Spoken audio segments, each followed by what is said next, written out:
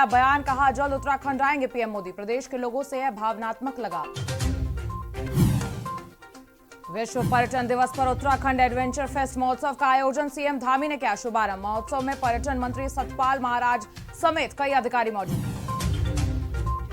उत्तराखंड रोजगार गारंटी यात्रा के दौरान रानीखेत पहुंचे कर्नल अजय कोठियाल, कहा हर परिवार में 18 से 35 साल का लड़का हो या लड़की, उनको दी जाएगी नौकरी। उत्तराखंड में अब ऑनलाइन कर सकेंगे मां पूर्णागिरि धाम के दर्शन। पूजा अर्चना को लेकर दान देने की सुविधा भी मिलेगी, पुजारियों की भी बढ़ेगी आय। उत्तराखंड में 1.5 साल बाद सभी के लिए खुलेगी भारत नेपाल सीमा। विदेशी पर्यटकों को कोरोना जांच के बाद मिलेगा प्रवेश। 72 घंटे पूर्व की आरटी-पीसीआर नेगेटिव रिपोर्ट जरूरी। संयुक्त किसान मोर्चा के आह्वान पर भारत बंद का दिखाई दिया मिला जुला असर। भारतीय किसान यूनियन के कार्यकर्ताओं ने बंद कराए बाजार। आप देख रहे हैं के न्यूज, खबरों का सारथी। नमस्कार, स्वागत है आपका खबर उत्तराखंड में और मैं हूं आपके साथ अक्षया पाठक। खबरों की शुरुआत करेंगे देश के प्रधानमंत्री नरेंद्र मोदी के उत्तराखंड दौरे को लेकर। मुख्यमंत्री पुष्कर सिंह धामी ने कहा है कि देश के प्रधानमंत्री नरेंद्र मोदी उत्तराखंड और उत्तराखंड के लोगों से उनका एक अलग भावनात्मक लगाव है, लेकिन कोरोना महामारी के चलते वो उत्तराखंड नहीं आ सके थे, लेकिन अब जल्द ही उत्तराखंड दौरे पर आएंगे और हमारा मार्गदर्शन भी करेंगे। इसके बाद केंद्रीय रक्षा मंत्री राजनाथ सिंह और केंद्रीय गृह मंत्री अमित शाह का भी उत्तराखंड का प्रस्तावित दौरा है। जिस प्रकार से उत्तराखंड के लोग और उत्तराखंड से जिस प्रकार से प्रधानमंत्री जी का जुड़ाव है, एक भावनात्मक उनका लगाव है और जल्दी उनका दौरा प्रस्तावित है, क्योंकि पिछले कोरोना महामारी के कारण से आ नहीं पाए वो, तो जल्दी ही आएंगे। और निश्चित रूप से जब भी आएंगे तो उत्तराखंड को तो वैसे ही जो है हमेशा उन्होंने इतना काम किया है कि भूतो न भविष्य थी, और आगे भी हमारी सब इच्छाएं निश्चित रूप से प्रधानमंत्री जी उससे पूरा करेंगे। विश्व पर्यटन दिवस के अवसर पर उत्तराखंड पर्यटन विकास बोर्ड के सहयोग से उत्तराखंड एडवेंचर फेस्ट महोत्सव का आयोजन किया गया। महोत्सव में मुख्य अतिथि के रूप में प्रदेश के मुख्यमंत्री पुष्कर सिंह धामी ने शिरकत की और कार्यक्रम में पर्यटन मंत्री सतपाल महाराज, पर्यटन सचिव दिलीप जवलकर और मसूरी विधायक गणेश जोशी भी मौजूद रहे। एडवेंचर फेस्ट में एडवेंचर से जुड़ी तमाम सामग्री, मशीनरी, औजार आदि के स्टॉल भी लगाए गए, जिसका मुख्यमंत्री पुष्कर सिंह धामी ने निरीक्षण कर दिशा निर्देश भी दिए। मुख्यमंत्री ने दीप प्रज्वलित कर कार्यक्रम का शुभारंभ किया। वहीं मुख्यमंत्री पुष्कर सिंह धामी ने यह भी कहा कि हम पर्यटन को बढ़ावा देने के लिए लगातार प्रयासरत हैं और अभी तक जितनी भी हमारी योजनाएं बनाई गई हैं, उनमें पर्यटन को प्राथमिकता के तौर पर देख रहे हैं।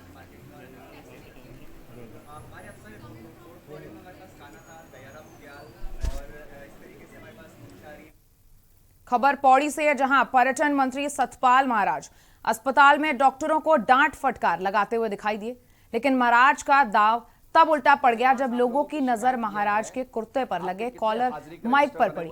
इसके बाद महाराज को सोशल मीडिया पर जमकर ट्रोल किया गया।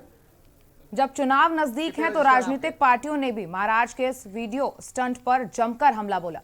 पौड़ी कांग्रेस के जिला अध्यक्ष रमेश्वर राणा का कहना है कि 4.5 साल महाराज ने जनता से अपनी दूरी बनाकर रखी, जनता का हाल नहीं जाना और अब कर्मचारियों को परेशान कर जनता के बीच नौटंकी करने का काम कर रहे हैं। आपको बता दें, कैबिनेट मंत्री सतपाल महाराज 25 सितंबर को अपने विधानसभा क्षेत्र में भ्रमण के दौरान सतपुली स्थित राजकीय संयुक्त चिकित्सालय का निरीक्षण करने पहुंचे थे और इस दौरान महाराज संयुक्त चिकित्सालय में हाईटेक कॉलर माइक के साथ डॉक्टरों को डांटते दिखाई दिए।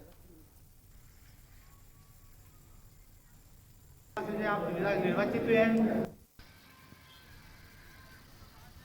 आप निर्वाचित हुए हैं और आपको इस विधानसभा में जो है किसी भी रूप से जो है जनता ने स्वीकार नहीं किया है। और उस रूप में आपका जब जन क्षेत्र में भ्रमण था तो जनता ने आपको काले झंडे दिखाए थे और उस काले झंडे में आपका वो रूप दिखाई दिया था। वास्तव में आप जो है उत्तराखंड के प्रति आप कितने वफादार हैं और अब आप जाकर के उन स्वास्थ्य कर्मियों को जो दिन रात हमारे जो है मरीजों की देखभाल में लगे हैं, हमारी सेवा में लगे हैं, और आप अपनी जो है ये तानाशाही रही है कि जाकर उन कर्मचारियों को जो है धौंस दिखाते हैं कि हम जो है तुम्हारा ये कर देंगे। किस लिए? मात्र और मात्र इसलिए कि हमारी भोली भाली जनता को आप गुमराह करना चाहते हैं। ये मैं बताना चाहूँगा कि आम आदमी पार्टी का बढ़ता हुआ जनाधार देखकर बुरी तरह से घबराए हुए हैं महाराज जी। अभी उन्होंने हाल ही में देखा होगा कि नौगाखाल में आपने देखा कि जिस तरीके से जन समूह और जन समर्थन हमें मिला, कर्नल अजय कोटियाल के नेतृत्व में जिस तरीके से जनता जुड़ती जा रही है, अब महाराज जी को अपनी सत्ता, अपना शासन खिसकता हुआ नजर आ रहा है। और अब वो जगह जगह जाकर कॉलर माइक लगाकर पूरी तरह से तैयार होकर अब अपने आप को सोशल मीडिया में प्रसारित करने का उनका ये एक प्रोपेगेंडा है। इसके अलावा और कुछ नहीं है। मंत्री भाजपा के अंदर इतनी नाराजगी, आपस में इतनी गुटबाजी है कि वो बाहर नहीं दिखाते, अंदर ही अंदर जो है उनका सुलगता रहता है। और फिर जो है ये चुनाव में दिखेगा भी। अभी कुछ दिन बाद आप देखो कि जैसे चुनाव नजदीक आता है इनकी गुटबाजी और बढ़ती जाएगी। जैसे कह रहे हैं कि कुछ लोगों को हम टिकट काटेंगे, तो ठीक है, उनके अपना घर का मामला है, हम इस मामले में नहीं बोलते हैं, वो उनका अपना पर्सनल मामला है। परंतु जनता जो है उनसे दुखी है, भाजपा से दुखी है, और जनता जो है कांग्रेस की ओर देख रही है। और 2022 में कांग्रेस अवश्य विजय होगी और कांग्रेस की सरकार बनेगी। और इसी बीच गैरसैंण में अनशन पर बैठे एक व्यक्ति से कांग्रेस के गणेश गोदियाल मिले हैं और उन्होंने क्या कुछ कहा है आपको सुनाते हैं। और अब आम आदमी पार्टी के उत्तराखंड से सीएम का चेहरा कर्नल अजय कोटियाल आज रानीखेत पहुंचे और रानीखेत बाजार में उन्होंने रोजगार गारंटी यात्रा निकाली। कर्नल कोटियाल ने गांधी चौक पर सभा को संबोधित कर बेरोजगार युवाओं के साथ रोजगार गारंटी को लेकर संवाद किया। उन्होंने कहा कि हमारी पार्टी के द्वारा हर परिवार से 18 से 35 साल के चाहे लड़का हो या लड़की, उसको नौकरी दी जाएगी। जब तक नौकरी नहीं मिल जाती उसे 5,000 रुपये रोजगार भत्ता दिया जाएगा। उन्होंने ये भी कहा कि एक अलग से मंत्रालय बनाया जाएगा जो बेरोजगारी और पलायन पर फोकस करेगा।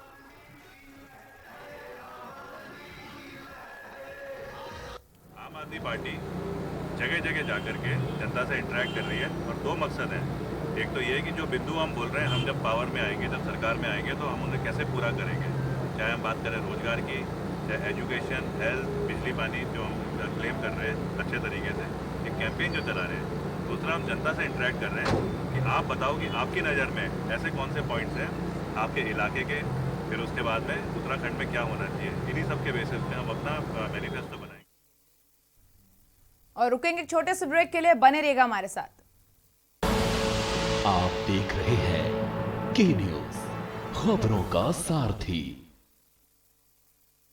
चिकित्सक आपके द्वार सेवा उत्तराखंड में संजीवनी साबित हो रही है, जहां अनुभवी डॉक्टर राज्य के हर परिवार तक मोबाइल के माध्यम से स्वास्थ्य सुविधा उपलब्ध करा रहे हैं। वहीं उत्तराखंड के अंतिम छोर पर रह रहा व्यक्ति चिकित्सक से सिर्फ एक कॉल दूर है।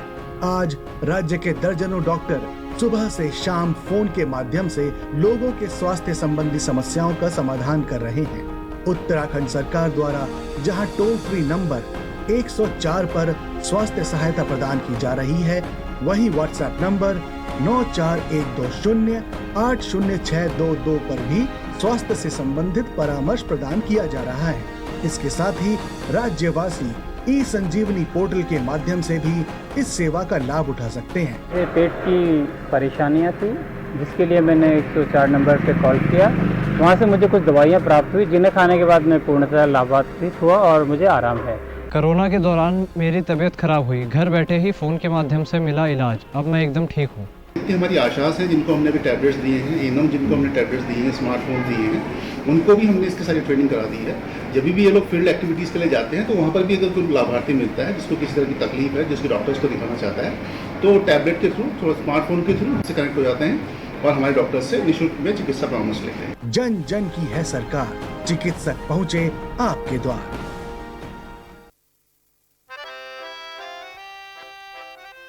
डैडी को पसंद क्लासिकल गाना और बेटा यमला पगला दीवाना। दोनों के अलग है रंग, पर दोनों का एक अनोखा स्वाद। कमला पसंद, अनोखा स्वाद।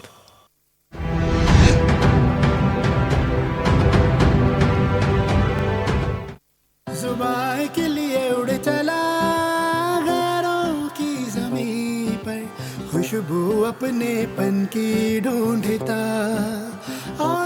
दूर कितना भी जा, इस जुबान से दूर ना जा पाओगे। विमल, बोलो जुबान केसरी। आप देख रहे हैं के न्यूज, खबरों का सारथी।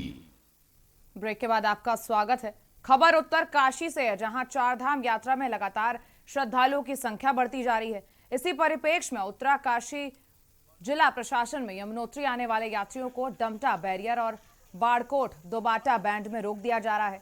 हाईकोर्ट के आदेश के अनुसार यमुनोत्री धाम में 400 यात्रियों की सीमित संख्या निश्चित की गई है, लेकिन लगातार बढ़ रही यात्रियों की संख्या को लेकर जिला प्रशासन अब अलर्ट मोड पर आ गया है। वीडियो के माध्यम से आप देख सकते हैं कि किस प्रकार चारधाम यात्रा में यमुनोत्री धाम आने वाले श्रद्धालुओं ने उत्तरकाशी जिले के डामटा में सड़क पर जाम लगाकर रात्रि में भजन कीर्तन करा। उत्तरकाशी से हमारे के न्यूज संवाददाता अनिल रावत ने इसकी जानकारी ली। हाई कोर्ट की तरफ से जो है चारधाम खोला गया है श्रद्धालुओं के लिए। देश विदेश से जो है लाखों की तादाद में चारधाम के लिए श्रद्धालु आते हैं। कहीं ना कहीं श्रद्धालुओं को जो है चारधाम करने में जो है काफ़ी कठिनाइयों का सामना करना पड़ रहा है। सुबह से मैं देख रहा हूँ, सुबह 5 बजे से 4:30 बजे से श्रद्धालु जो है यमुनोत्री या गंगोत्री जाने के लिए तैयार हैं, लेकिन कहीं ना कहीं उनको दोबाटा में जो है चेकिंग पोस्ट पे उन लोगों को बिल्कुल रोका गया है। बहुत कठिनाई है उन लोगों के, सुबह से वो लोग भूखे हैं, प्यासे हैं। उन लोगों से ही मैं पूछना चाहूँगा कि आखिर आप लोगों को क्या क्या दिक्कत हो रही है। जी, क्या नाम आपका, क्या आपको? मैं रमेश पटेल हूँ, गुजरात से आए हैं हम लोग। हम 70 आदमी आए हैं, 70। 15 दिन से उत्तरकाशी में खड़े हैं और हर रोज ऑनलाइन ट्राई करते हैं, लेकिन ऑनलाइन रजिस्टर होता ही नहीं, सर्वर एरर आ जाता है। तो हम कितने दिन यहाँ रुके और हमको यमुनोत्री और गंगोत्री जाना है, और यहाँ बड़कोट है, वहाँ हमने चेक पोस्ट को आगे जाने ही नहीं देते। भूखे तरसे है, खाने का यहाँ नहीं मिल रहा है। ये चारधाम के लिए कोई आता है तो दर्शन करने के लिए आता है, और कुछ खाना लेने के लिए नहीं आता, कोई कमाने का नहीं आता। फिर भी ऐसा हुआ है, एक ऐसा देश है, एक ऐसा ये गवर्नमेंट का ये रूल्स है। जी बिल्कुल, कह रहे हैं श्रद्धालु कह रहे हैं कि बिल्कुल भूखे और प्यासे हैं। बिल्कुल और लोग भी मेरे साथ हैं, उन लोगों से भी मैं पूछना चाहूँगा। सर, आपको क्या क्या दिक्कत है और आप कहाँ से आए हैं? मैं जयराम देसाई अहमदाबाद गुजरात से आया हूँ। मेरे पास 28 भक्त है। हमारे पास ई पास परमिशन है उत्तराखंड सरकार की, सब कोरोना का रिपोर्ट है। सुबह से प्रशासन एयरपोर्ट बरकत में प्रशासन के कोई व्यवस्था नहीं है, हमको कोई जवाब नहीं मिलता जाने के लिए। हम भूखे यहाँ बैठ रहे हैं, तो हमको कोई भी हिसाब से कोई भी हमको मदद करो, हमको दर्शन करना चाहिए। हमको यमुनोत्री जाने का है। यमुनोत्री में 400% की परमिशन है, बद्रीनारायण में 1000 यात्रियों को परमिशन है। तो हमको दिक्कत क्या है, हमको दर्शन कराओ। बिल्कुल, मेरे साथ कहीं ना कहीं मातृ शक्ति भी है, बिल्कुल महिलाएं भी हैं, उन लोगों को कहीं ना कहीं दिक्कत हो रही है। जी बताइए। मैं शीतल पटेल गुजरात से हूँ। हम लोग सुबह से यहाँ पे आए हैं, अभी हो जाए वैसे बोल रहे हैं, लेकिन ऐसा होता तो हमको हरिद्वार में भी रोक देना चाहिए था कि हरिद्वार से आगे आप नहीं जा सकते। यहाँ भी कोई ऐसा फैसिलिटी नहीं है। सब लोग देखो, सब परेशान हो रहे हैं, सब भूखे बैठे हैं, धूप में पानी भी नहीं मिल रहा है इधर। बिल्कुल, श्रद्धालु बिल्कुल भूखे प्यासे हैं। वृद्ध माता भी हमारे साथ है, बिल्कुल श्रद्धा है चारधाम यात्रा करने की। कहीं ना कहीं देवभूमि को जो है दर्शन करने के लिए आए हैं। जी माता जी, आपको क्या क्या दिक्कत? मेरा नाम राजी देसाई है। हम 2 दिन से यहाँ बहुत परेशान हो रहे हैं। हम दूसरी बार आने वाले नहीं है। हमारी उम्र बहुत बढ़ गई है, आँखें भी एक आँख से देख सकते हैं, पैर भी नहीं ठीक।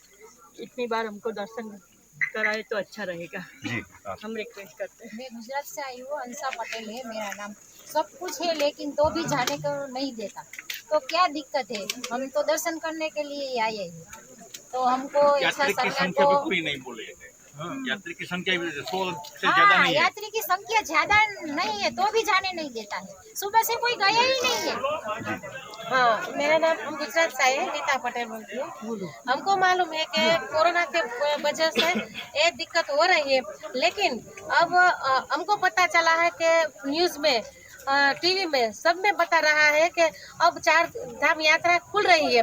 इसलिए हम वो रजिस्टर्स वो नहीं कर रहा, लेकिन बोला था कि अब जा सकते हैं। इसलिए हम सब लोग आया है, लेकिन इधर कोई जवाब ही नहीं देते हैं। वो पुलिस बोलते हैं, वो कलेक्टर आकर बोले हैं कि वो सब, हमने क्या बुलाया था, आप आइए। बिल्कुल, कहीं ना कहीं जो है सभी श्रद्धालु जो कह रहे हैं, बिल्कुल जो है बहुत बड़ी दिक्कत है। यहाँ तक हमने देखा है कि बिल्कुल वृद्ध मां रोने को तो बिल्कुल तैयार हो गई थी। उत्तरकाशी से अनिल रावत, के न्यूज इंडिया। और सूबे में चुनावी माहौल लगातार गर्माता जा रहा है, जिसको लेकर सभी राजनीतिक दलों ने क्षेत्र में जनाधार बढ़ाने से लेकर पार्टी पदाधिकारियों और कार्यकर्ताओं के बीच आना जाना शुरू कर दिया है। इसी क्रम में आज यूथ कांग्रेस के राष्ट्रीय सचिव मनीष चौधरी आज सहसपुर विधानसभा क्षेत्र पहुंचे, जहां उन्होंने नया गांव पीलियो में बूथ अध्यक्षों और युवा कांग्रेस से जुड़े पदाधिकारियों की एक बैठक में शिरकत करते हुए बैठक को संबोधित किया। बूथ यूथ मजबूत नारे के साथ मनीष चौधरी ने युवाओं में जोश भरते हुए उनसे बूथ लेवल पर पार्टी को मजबूत करने के साथ ही पार्टी को जिताने के लिए आह्वान किया। आज की मीटिंग हमारे बूथ लेवल कार्यकर्ताओं की मीटिंग थी। कांग्रेस पार्टी इस प्रदेश में जो अराजकता और अनिश्चितता हुई है उसके खिलाफ नामबंद है। हमारे कार्यकर्ता पूरी तरीके से खुशहाल उत्तराखंड की परिकल्पना को लेकर यहाँ बैठे हैं और आने वाले समय चुनाव की तैयारियों को लेकर हमने चर्चा की है और निश्चित रूप से आने वाले समय उत्तराखंड में कांग्रेस पार्टी की सरकार बनेगी और हम लोग उस तरीके से। एक छोटा सा ब्रेक लेंगे, जल्द लौटेंगे। आप देख रहे हैं के न्यूज, खबरों का सारथी। धामी जी का पहले नंदाई चौकी रहते थे, कच्चे मकान है, झुग्गी बस्ती। अब ये मोदी सरकार ने पक्के मकान दिए हैं। पहले रहते झुग्गी बस्ती में, अब मोदी जी ने हमें मकान दे दिए, अब मकान में रहते हैं लेंटर। हर व्यक्ति को अपना आवास मिले, इसके लिए केंद्र और राज्य सरकार प्रतिबद्ध है।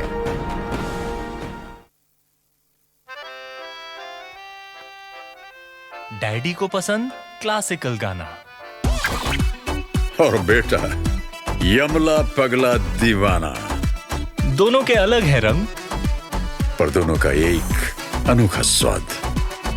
कमला पसंद, अनोखा स्वाद।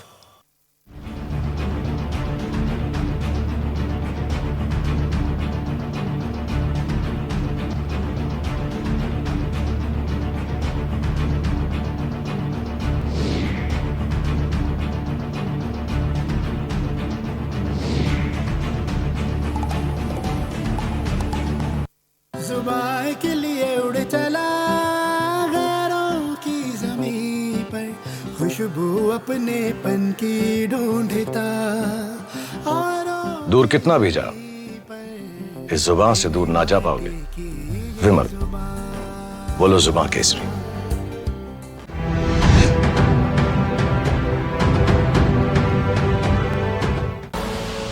आप देख रहे हैं के न्यूज, खबरों का सारथी। ब्रेक के बाद आपका स्वागत है। खबर लालकुआं से है, जहां क्षेत्र में मीट, मछली और हेयर कटिंग की दुकान खोले जाने पर हिंदूवादी संगठनों ने कड़ी आपत्ति जताई है। वहीं नाराज कार्यकर्ताओं ने कोतवाल संजय कुमार को ज्ञापन सौंपकर मीट और हेयर कटिंग की दुकान पूरी तरह बंद कराने की मांग की है और मांग पूरी नहीं होने पर आंदोलन की चेतावनी भी दी है। यहां उत्तराखंड भगवा रक्षा वाहिनी के कुमाऊं मंडल सदस्यता प्रभारी नवीन पंत नाभादास के नेतृत्व में दर्जनों कार्यकर्ताओं ने इसका विरोध किया और वो कोतवाली पहुंचे। यहां उन्होंने मौजूद कोतवाल संजय कुमार से भी इसकी शिकायत की और उनको एक पत्र सौंपा। मंगलवार के दिन जो लोग ये मानसी की दुकानें और ये बालवर की दुकानें खोल रहे हैं, इसी संबंध में यहाँ पर आज ज्ञापन दिया गया है कोतवाल महोदय को कि मंगलवार के दिन मानसी की दुकानें ना खोली जाएं। ये हमारी धार्मिक भावनाओं को ठेस पहुँचाने वाले कार्यक्रम है और इससे हमारी धार्मिक भावनाओं को ठेस पहुँचती है और मंगलवार का दिन जो है पवित्र दिन माना गया है। इसलिए आज कोतवाल महोदय को हमने ज्ञापन दिया है कि मंगलवार के दिन जो है मांस की दुकानें जो खोली जा रही हैं इनमें बैन लगे। नदियों की पवित्रता और अविरलता आज हाशिए पर है।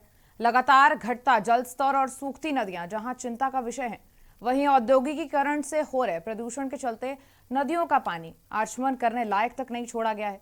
जन समुदाय इस मैली होती नदियों के तमाशे को देखकर भी मूक दर्शक बने हुए हैं। शासन में बैठे नुमाइंदे नदियों के पुनर्जीवन और उसकी अविरलता की फाइलें भर रहे हैं। नदियों का हाल ये है कि कुछ नदियों का अस्तित्व ही खत्म हो गया है, तो कुछ नदियों का पानी इतना दूषित है कि खेतों के सिंचाई के योग्य भी नहीं रहा है। पेश है काशीपुर से एक खास रिपोर्ट, देखिए।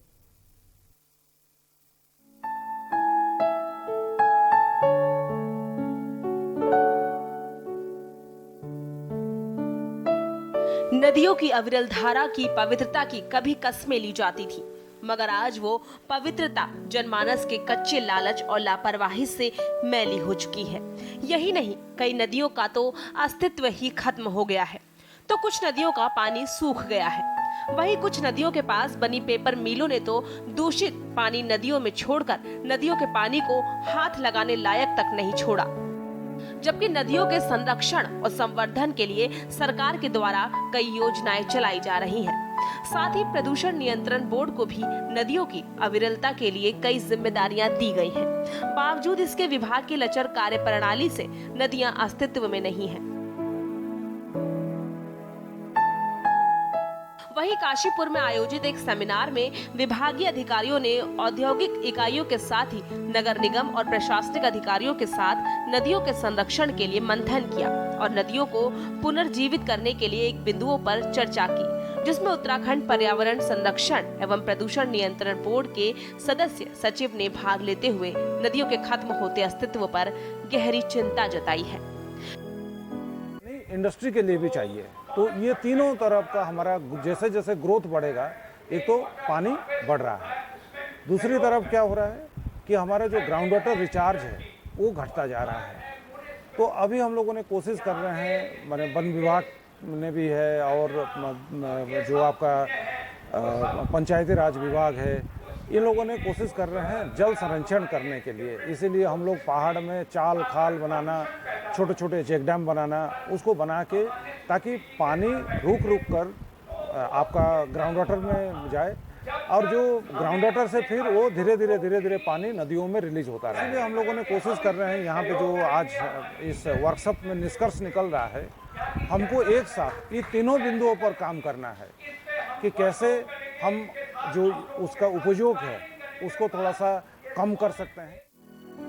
केंद्र सरकार द्वारा भले ही नदियों के संरक्षण और संवर्धन के दावे किए जा रहे हों, लेकिन जमीनी हकीकत कुछ और ही बयां करते हैं। कहीं नदियों में अतिक्रमण हो चुका है, तो कहीं नदियों का पानी सूख गया है, तो कहीं नदियों में दूषित पानी छोड़कर नदियों के पानी को पीने योग्य ही नहीं रखा।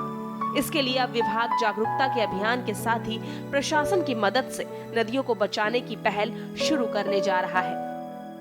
प्लेन की चिन्हित किया जा रहा है कि आपका जो नदी है उसमें मैक्सिमम फ्लड लाइन को छांटते हुए कौन से फ्लड प्लेन एरिया होगा उसको चिन्हित कर रहे हैं। उसको चिन्हित करने के बाद उसको नोटिफाई किया जा रहा है। ये वाकई में सही बात है कि फ्लड प्लेन एरियाज में हमको ग्रीनरी डेवलप करना पड़ेगा और इसको एनक्रोचमेंट फ्री करना ही पड़ेगा।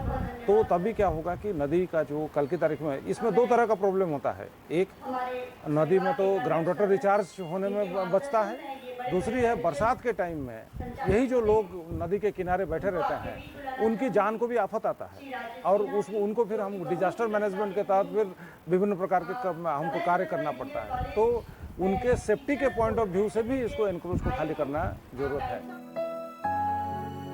बहरहाल नदियों का अस्तित्व धीरे धीरे खत्म होने की कगार में है और नदियों को स्वच्छ रखने को लेकर जनप्रतिनिधि हो या फिर प्रदूषण नियंत्रण बोर्ड के अधिकारी, सभी के दावे खोखले साबित हो रहे हैं। जबकि इन नदियों को दूषित करने वाली फैक्ट्रियों द्वारा अपने लालच के लिए जीवनदायिनी नदियों को मैली करने से बाज नहीं आ रहे, क्योंकि ऊंची रसूख और धन बल से सब कुछ फाइलों में ही दबा दिया जाता है। वहीं अधिकारी सेमिनार और सरकारी फाइलों में ही नदियों के संवर्धन और संरक्षण के ढोल पीटते रहते हैं। देखना होगा कि क्या वाकई में विभाग नदियों के अस्तित्व को बचाने की इस पहल पर सही दिशा में कब तक काम कर पाता है। काशीपुर से के न्यूज इंडिया के लिए अजहर मलिक की रिपोर्ट।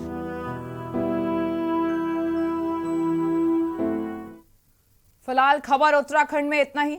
आगे की खबरों के लिए बने रहेगा के न्यूज इंडिया के साथ। नमस्कार।